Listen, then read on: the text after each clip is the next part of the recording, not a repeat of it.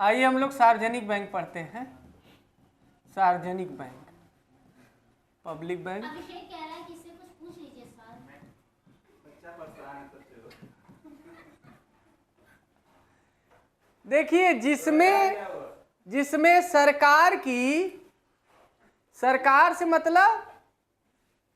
सरकार से मतलब व्यक्ति से कि संस्था है सरकार? संस्था है, व्यक्ति से नहीं होता। तो मोदी जी अपना पैसा देंगे अपने कुर्ता में से निकाल के या फिर देश का? नहीं, देश का ही देंगे पैसा। उनके पास कुछ चाहिए नहीं, खाली झोला है उसमें से झोलो तो लेकिन नहीं चल रही सब। आइए देखिए, जिसमें सरकार की 51% से अधिक पूंजी लगी है। क्या लगी है? पूंजी, सर आप दोनों तरह बताइए। संपत्ति 51% नहीं बताएंगे हम। 51% 51% से अधिक पूंजी लगी हो उसे कहेंगे सार्वजनिक बैंक, अगर सरकार की लगी हो तब। इंग्लिश में जानना है? 51% सार्वजनिक मतलब सबका। यानी मोर देन प्रॉपर्टी या 51% is investment by Indian government. Bharat सरकार द्वारा अगर इन्वेस्टमेंट किया गया है 51% से अधिक संपत्ति, तो इसे कहेंगे। फीस लेकिन इंग्लिश मीडियम का ज़्यादा है, जान ही रहे। यूपी बोर्ड का देखिए 200 रुपया महीना है फीस, और CBSE का 3000। तो उसी हिसाब से देख लीजिए, 15 गुना देना होगा फिर बढ़ा के। यूपी बोर्ड का 200 फीस ना है, 1200 रुपया। कोई बात नहीं, ये क्वेश्चन याद हुआ। ये पता चला सार्वजनिक बैंक किसे कहते हैं। दूसरा याद रखिएगा, इस समय सार्वजनिक बैंक कौन कौन है? SBI है, यानी 12 ठो राष्ट्रीयकृत बैंक सार्वजनिक बैंक है। IDBI भी सार्वजनिक बैंक है, 12 ठो बैंक है ना। और IDBI है एक, ये भी राष्ट्रीयकृत बैंक है। इसके अलावा सभी क्षेत्रीय ग्रामीण बैंक भी राष्ट्रीयकृत होते हैं। कैसे? हम बताए थे, क्षेत्रीय ग्रामीण बैंक जब बनाया जाता है तो सरकार की कितनी हिस्सेदारी होती है? केंद्र सरकार की 50%, राज्य की 15%। तो ये दोनों सरकारें न है, ये केंद्र सरकार है और ये राज्य सरकार है। और 35 तो 51 से ज्यादा है कि नहीं है ना? तो क्षेत्रीय ग्रामीण बैंक जो होते हैं ये सार्वजनिक बैंक होते हैं कि नहीं? होते हैं। ठीक है, तो ये भी सभी क्षेत्रीय ग्रामीण बैंक, ये मिला करके RRB जिन्हें बोलते हैं, रीजनल रूरल बैंक। बताए थे ना कि 1975 में सबसे पहली बार सरैया समिति की सिफारिश 5 ठो भारत में खोले गए, 2 ठो उत्तर प्रदेश में, एक मुरादाबाद, दूसरा गोरखपुर। एक पीतल नगरी में खोला गया, एक टेराकोटा की नगरी में। बाबा तो बाद में है ना, तो बाबा अब न सब लोग जान रहे हैं बाबा। चले आगे। बैंकिंग प्रणाली, ये होता क्या है? बैंकिंग सिस्टम, आइए ध्यान से समझिए। ये पढ़ते नहीं है, यही बैठ के खाली ना सब जानते हैं कि सर तो अब लगे हैं। हाँ, सुनते एकदम विधिवत की चलते हैं, वहीं AC उसी चल रहा होगा, थोड़ा सा बैठते हैं। ये जो बैंकिंग प्रणाली है, बैंकिंग सिस्टम 2 तरह का होता है। Banking system is 2 type. First, शाखा बैंकिंग यानी ब्रांचेज बैंकिंग। पहला है शाखा बैंकिंग, एक प्रकार। और दूसरा इकाई बैंकिंग यानी यूनिट बैंकिंग। ये शाखा बैंकिंग क्या है? बैंकिंग में यहां भी लगेगा ना बिंदी, 2 ठो बिंदी रहेगा। देखा, हिंदिया तुम ना बताओ तुआ। हाँ देखा, एहरो बिंदी तो शाखा में हलनता है माने सर, हटा दीजिए ना। वो लग गया है। देखिए, शाखा बैंकिंग होता क्या है? पेड़ देखे आप लोग, पेड़ में शाखा होती है, फिर शाखा। पतैया कहाँ रहती है? निचवा नहीं रहती है? ठीक है, एक पेड़ में अलग अलग शाखा होती है ना। शाखा बैंकिंग इसी सिद्धांत पे काम करता है कि एक मुख्य ब्रांच होता है, क्या होता है, मेन ब्रांच यानी मुख्य शाखा, और उसके साथ जुड़ी हुई ढेर सारी अन्य शाखाएं होती हैं, जिसे क्या कहा जाता है, शाखा। जैसे देखिए मेन ब्रांच एसबीआई की बंबई में है, कहाँ है, हाँ बता दिए, मेन कार्यालय वहीं है, लेकिन अलग अलग भी कार्यालय है। बनारस में कचहरी के सामने देखिए जिले का मेन ब्रांच है ना, कचहरी के सामने मेन ब्रांच जिले का है। हर जिले में एक ठो मेन होगा, इलाहाबाद में कहीं होगा, बनारस में होगा, दिल्ली में, हर जगह होगा, चंदौली में होगा, जौनपुर में, जिले में एक होगा। लेकिन मेन जो है एक ही शाखा है, कहाँ, मुंबई। उससे फिर हर जिले में बना। अब फिर जिला वाला अपना पूरे जिले का देखेगा, तो फिर जिले में भी कई ठो होते, एक ठो मान लेते चौबेपुर में है, बनारस में खुला है तो मान लीजिए चौबेपुर में, एक ठो उस रोड पे है, तो इस रोड पे, उस रोडवे रोड पे है तो लिख देंगे इस रोड, उस रोड, उस रोड, उस रोड, इस रोड पे, और फिर उधर वाले रोड पे, फिर उधर वाले रोड पे, फिर इधर रोड पे, फिर उधर रोड पे, ऐसे ही लिख देंगे। हमार शाखा शाखा हो गया।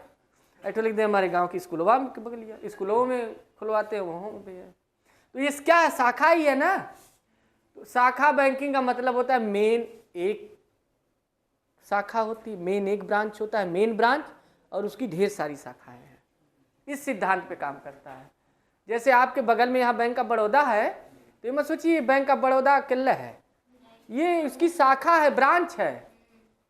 मेन ब्रांच कहाँ होगी, चेक करिए, बड़ौदा में है, गुजरात में है कि बड़ोदरा में है, चेक करिए कहाँ है।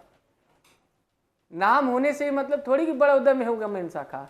मेन शाखा कहीं भी बना सकते हैं, बम्बई है कि दिल्ली है ना। ये ना है कि बैंक ऑफ बड़ौदा है तो बड़ौदा के राजा बनवाए थे, तो राजा तो मर गए, राजतंत्र खत्म हो गया। आइए देखिए, अब तो सरकार का हो गया, सार्वजनिक बैंक है बैंक ऑफ बड़ौदा का। ज्यादा समझ में आ रहा है। अगर हिली बंद हुई, हाँ ठीक है, जा।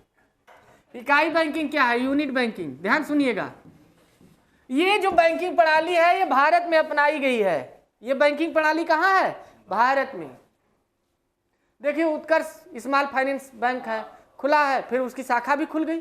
तो हमारे यहाँ ये बैंकिंग प्रणाली अपनाई गई है। ऑस्ट्रेलिया है, भारत है, कनाडा है, वहाँ यही है। लेकिन इकाई बैंकिंग का मतलब क्या होता है, हाँ समझा मत, मोबाइल के चार्जर है, घबराता तो बोलता। इकाई बैंकिंग क्या है, वह बैंकिंग प्रणाली जिसमें एक ही मेन बैंक होती है, उसकी कोई शाखा उखा नहीं होती है। एक बिल्डिंग बन गल, यही में मार, यह बिल्डिंग आओ, यही में आके जमा करा लूंगा पैसा, दूसर शाखा न खुली, दूसर बदे दूसर एक बैंक खुली, अकेले, इसकी शाखा नहीं रहेगी। ये इकाई बैंकिंग कहलाती है। थोड़ा सा अटपटा लग रहा है। ये सिस्टम अमेरिका में है। अमेरिका में जब आप जाएंगे, जैसे हम ही गए थे 15 साल पहले, गए थे बार सपने में, सचमुच में तो नहीं गए थे, तो वहाँ हम देख रहे, जब पहली बार वहीं पढ़ रहे थे, हाँ बता रहे थे लोग कि ऑक्सफोर्ड, गांधी जी ऑक्सफोर्ड पढ़े थे। LLB कहाँ से किए थे, लंदन में कहाँ से किए थे,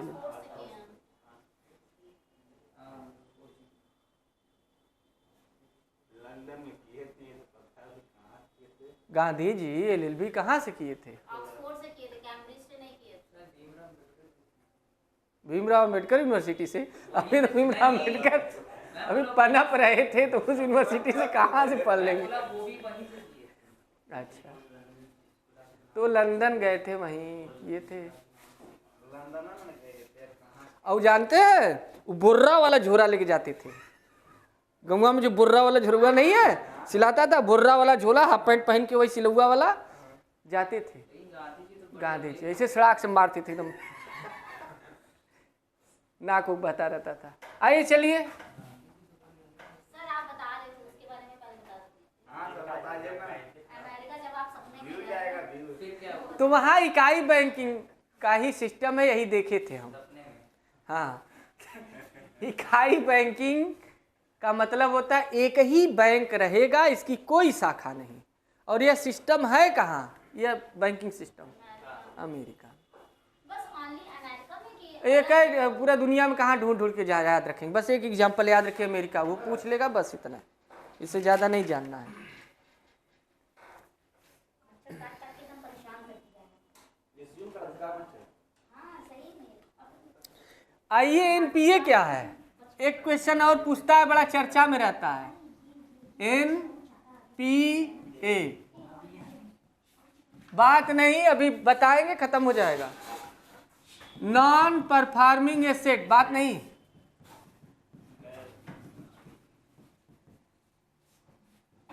एसेट यानी नॉन परफॉर्मिंग मतलब गैर निष्पादनीय, निष्पादनीय या निष्पादित परिसंपत्तियां, एसेट्स कर लेंगे, परिसंपत्तियां। गैर निष्पादनीय परिसंपत्तियां किसे कहते हैं, ध्यान से समझिएगा, कठिन लग रहा है, बहुत इजी है, तुरंत आ भी जाएगा, 10 दिन बाद भूल भी जाएगा, क्योंकि पकड़ में नहीं आएगा कहाँ से आया है ये। देखिए हम बता रहे हैं, जैसे आप बैंक से पैसा लिए, जो लोग बैंक से पैसा लेते हैं और बोलते हैं कि हम 5 साल बाद या 6 साल बाद दे देंगे, लेकिन 6 साल बाद भी वो जमा नहीं करते और वो पड़ा रह जाता है और वैसे के वैसे ही पड़ा रह जाता है कई सालों साल, फिर उसकी रिकवरी कराते हैं, घर पे भेजते हैं बहुत से। लेकिन अगर मान लीजिए ज़मीन का कागज़ दे के लिए हैं, तब तो ज़मीन बेच के वसूली कर लेंगे, ज़मीन बेच देंगे, उसका पैसा अपना ले लेंगे, जो पैसा एक्स्ट्रा होगा वो आपको दे देंगे, यही करते हैं। लेकिन बैंक सारा काम प्रतिभूति लेके, सिर्फ गरीब जनता की ही प्रतिभूति लेके करता है, अमीरों के सिर्फ व्यवहार पे दे देता है। और वो लोग करते क्या है कि ले तो लेते हैं, लेकिन बात के तो पक्के जानते हैं कितने होते हैं अमीर, बहुत बड़े पक्के होते हैं। और 6 साल क्या 18 साल बीत जाता है, उमर जाते उनका लड़का देते ही नहीं। तो वैसी संपत्ति जो जिसे बैंक ने उधार दिया है लेकिन वापसी नहीं हुई है, वैसी संपत्ति को गैर निष्पादनीय संपत्ति कहते हैं। यानी उधार दी गई वे संपत्तियां जो समय से वापस नहीं मिली हैं और अपनी समयावधि बीत गई है उसकी, उसके बाद भी वापस नहीं मिली है, उसे गैर निष्पादनीय संपत्ति कहते हैं। निष्पादन नहीं हो पाया, उसका रिकवरी नहीं हो पाई। तो फिर जब बैंक मतलब कि अब तुमसे तो वसूल लेगा, तुमसे वसूल लेगा, कागज लिया है, बेच देगा जमीन। नहीं हम ये कह रहे हैं कि वो तो जब कोई अमीर लेगा तो 2-3 लाख तो ढेर दौड़ाएंगे, भाग जाएगा। 2-3 लाख तो लेगा ही नहीं, मतलब 2 करोड़ 4 करोड़ 5 करोड़ ऐसे लेगा। हाँ बैठ जाते हैं। सरकार के पास पता है, अरे सरकारिये तो है ये सब बैंक। हाँ बोलिए बोलिए। तो मतलब कि फिर ये लोग भरते कैसे हैं, ताकि देंगे तो जनता नहीं देते हैं, पड़ा रहता है। फिर जनता को कैसे वापस करते हैं, कैसे पैसा दिए रहते हैं। वो अपना समझे, एक समय आता है बैंक दिवालिया भी हो जाते हैं। दिवालिया मतलब भैया नहीं है, मतलब जनता पैसा दी हुआ का। तो जनता को दिवालिया जब हो जाएगी तो सरकार देगी, RBI देगा। जनता को पैसा हाँ मिलेगा, हाँ RBI देगा, सार्वजनिक बैंक है ना, ये प्राइवेट वाले नहीं है कि भाग गए। हाँ वो ले लेते हैं, 6 महीना में दुगना कर देते हैं, लेकिन 4 महीने में भाग जाते हैं। क्लियर। तो कहने का मतलब जो गैर निष्पादनीय परिसंपत्ति किसे कहते हैं, तो एक लाइन में है, वह संपत्ति जिसे बैंक ने उधार दिया था लेकिन समय पे वापसी नहीं हुई, रिकवरी नहीं हो पाई, उसे प्राप्त नहीं हुआ, समय बीत गया, उसे कहते हैं गैर निष्पादनीय परिसंपत्ति। और वास्तव में वह संपत्ति अभी भी बहुत हैं। जितना बैंक के पास पैसा जमा है, उधार देने की बात छोड़िए, जितना जमा है उसका 15 से 16% गैर निष्पादनीय है, पड़ा है वैसे ही। ठीक है आगे देखिए, ATM क्या होता है। ATM का नाम सुने हैं, ऑटोमेटिक नहीं होता, ऑटोमेटेड। क्या होता है, ऑटोमेटेड टेलर मशीन होता है। क्या होता है, टेलर मशीन। ऑटोमेटिक चलता है ना, लगा दो आराम। ATM का फुल फॉर्म क्या होता है, ऑटोमेटेड टेलर मशीन। याद रखिएगा वहां कई फुल फॉर्म देगा, 4 ठो, 21 जिसे लगेगा ऑटोमेटेड टेलर मशीन। इसका फुल फॉर्म है। टेलर कपड़ा बनाने एटीएम कितने प्रकार के होते हैं? जो मशीन होती है जहां से पैसा निकालते हैं हम लोग, हमको तो एक ही प्रकार हम जब शुरू में बीए कर रहे थे तो एक लोग को एटीएम मिला था, तो एटीएम उस समय मिला था तो वो बताए हमें कि ये जो इससे है ना, इसको डालेंगे तो पैसा निकलेगा। हम कहे हाँ, इसे तो घबरा जी। तो कहे कहाँ, हम उसे बैंकवा के देवलिया में डली है, कहाँ डली है? बताए कि एटीएम जहाँ होगा। तो हमको एटीएम कहाँ होगा, अब देखे ही नहीं थे। बाद में दिखाया कि देखिए यही एटीएम है। तो उस समय सिस्टम क्या था कि वही जब डालते थे दरवाजा खुलता था एटीएम का, पहले ऐसे बना था, बड़ी सुरक्षा थी।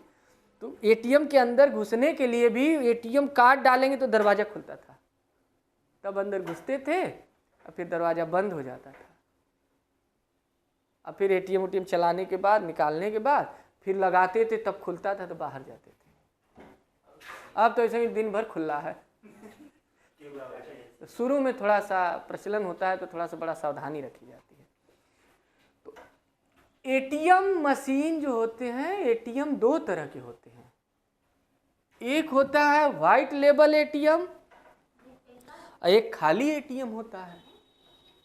तो वाइट लेबल एटीएम किसे कहते हैं? आइए, खाली एटीएम मेरे पास है। वाइट लेबल एटीएम में कई बार आ चुका है। पैसा तो है लेकिन एटीएम ना, लेकिन बंद हो गया। वाइट लेबल एटीएम क्या होता है बताइए? अगर ये जान जाएंगे तो दूसरा वाला अपने जान जाएंगे। वाइट लेबल एटीएम उस एटीएम को कहते हैं, पहले जनरल भाषा में समझिए कि जो बैंक, पहले ऐसे समझिए इसको, अभी मत चक्कर में पड़िए। जो बैंक का कारोबार करते हैं, मतलब बैंकिंग का कारोबार करते हैं, जैसे स्टेट बैंक ऑफ इंडिया है, बैंक ऑफ बड़ौदा है, ये सब बैंकिंग का कारोबार करते हैं और यही एटीएम भी लगाएं तो ठीक लगता है कि चलिए यही बैंकिंग का कारोबार कर रहे हैं, इन्हीं का एटीएम भी है। यूनियन बैंक भी है और उसका एटीएम भी है, यूनियन बैंक का एटीएम।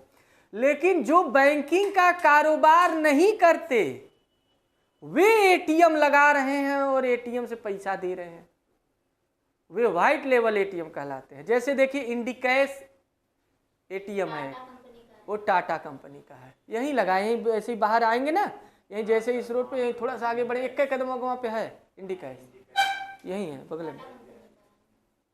अब सोचिए इंडिकैश बैंक भी नहीं है और इंडिकैश टाटा कंपनी का एटीएम है, लेकिन टाटा कंपनी का कहीं बैंक ही नहीं है, फिर भी वो एटीएम से कैसे पैसा दे रहा है? मतलब इतना पैसा हो गया उसके पास, दूसरे बैंक का पैसा ही दे रहा है, कॉन्ट्रैक्ट हुआ होगा, है ना? जितना ये सुविधा देगा उसका सुविधा शुल्क लेगा एटीएम की। तो वाइट लेबल एटीएम उस एटीएम को कहते हैं जो बैंकिंग की सुविधा नहीं देते लेकिन एटीएम की सुविधा देते हैं, उसे वाइट लेबल एटीएम कहते हैं। समझ में आया कि नहीं? जैसे आपका बैंक है नहीं, लेकिन अबे सनिया गए, अब सटिया गए, हम एटीएम रखब, एटीएम लगा दिए, मुकेश एटीएम वहाँ लग गया, पैसा निकालो भैया, क्या दिक्कत है? तो ये वाइट लेबल एटीएम हो गया। क्या हो गया?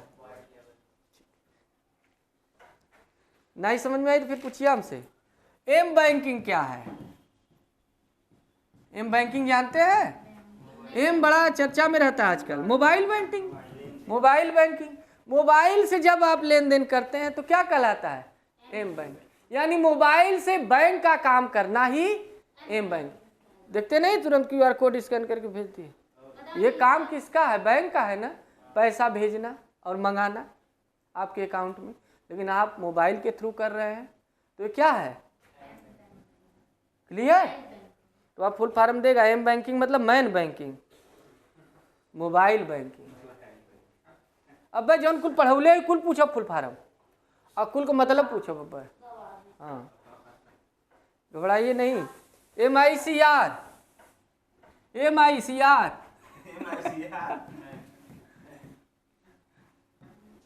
3 बार बोलिए।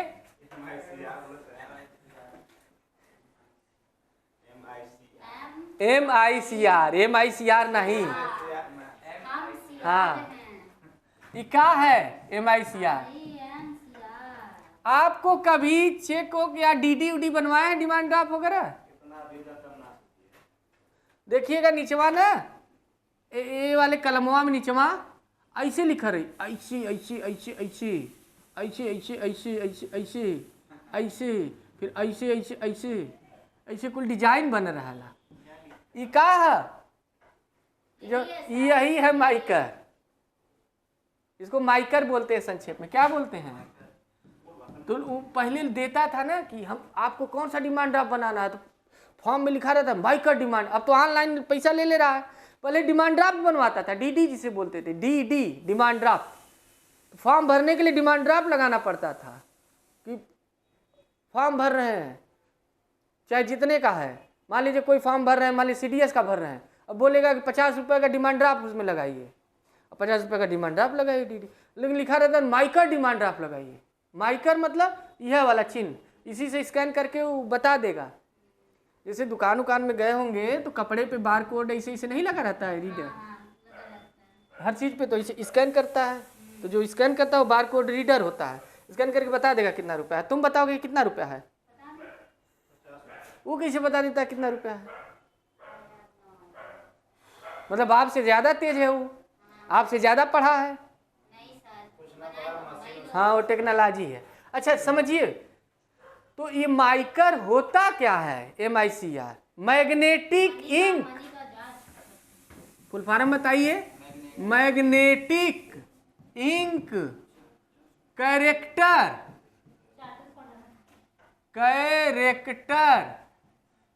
रिकॉग्निशन। क्या है? रिकॉग्निशन। थोड़ा समझिए। चुंबकीय स्याही पहचान शब्द, कैरेक्टर मतलब अक्षर, चुंबकीय स्याही अक्षर पहचान। ये देखिए, ये चुंबकीय स्याही से अक्षर की पहचान बनी है। कौन सी स्याही है? लेकिन ये नहीं कि चुंबक लगा दे चुंबकीय स्याही होता है एटीएम में जो ये काली पट्टी जो लगी रहती है बिचवा में, वो चुंबकीय स्याही होती है। क्या होती है? इसी काली पट्टी में आपका नाम, पता, बैंक अकाउंट सब है। ATM रखे हैं, हम दिखाएंगे, 10 रुपया लेंगे अभी। तो देखिए इसमें, देखिए हम काली पट्टी दिखा रहे हैं। देखिए ये ATM है, ये काली पट्टी है, ये इसी में देखिए हम पढ़ ले रहे हैं। देखिए हमारा नाम लिखा है रेवकांत सिंह, सब लिखा है। तुम लोग नहीं पढ़ पाओगे क्योंकि हम मैग्नेटिक इंक वाला रखे हैं अपनी स्कैनर अपनी आँख में, तो इससे आप हम लोग पढ़ लेते हैं, आप नहीं पढ़ पाएंगे। ये जानते हैं कब का है?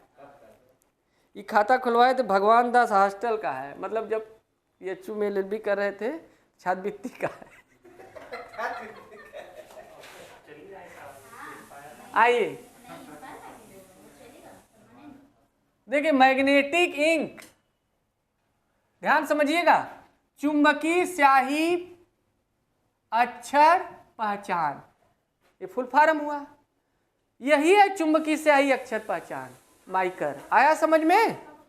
यानी कुछ अक्षर, ध्यान से समझिए, कुछ अक्षर चुंबकीय स्याही द्वारा, बैंकों द्वारा लिखे गए होते हैं। देखिए लिखा है ना, ये चुंबकीय स्याही से लिखे गए हैं, जिसमें उस व्यक्ति से संबंधित लगभग सभी विवरण दर्ज होते हैं। इस अक्षर की पहचान कौन करेगा? MICR मशीन करेगा, माइकर मशीन वो करेगा। जैसे बार कोड है तो बार कोड को कौन पढ़ेगा? बार कोड रीडर पढ़ेगा, आप नहीं पढ़ पाएंगे। वो जो ऐसे ऐसे करता है, जाता है तुम लाल लाल कलर का तुरंत, तो वो मशीनिया जो है वो बार कोड रीडर है, वो पढ़ती है ना? तो ठीक है, कोई बात नहीं, इसको भी माइकर रीडर से ही पढ़ा जाएगा, माइकर मशीन से ही। यानी ये बनाता कौन है? बैंक बनाते। इसमें विवरण है आपका, इसी से पता चलेगा कि आपके नाम का 50 रुपये का DD ये जारी हुआ है, किसके नाम से जारी हुआ है। भले इस पर सब लिखा है, लेकिन ये मेन इसी से काम चला लेगा वो मैग्नेटिक इंक जो है। DD नहीं बनवाया है तो कहा जाइए पहले DD बनवा के आइए, फिर हम पढ़ाएंगे। ये हो गया चैप्टर समाप्त। अगला चैप्टर के लिए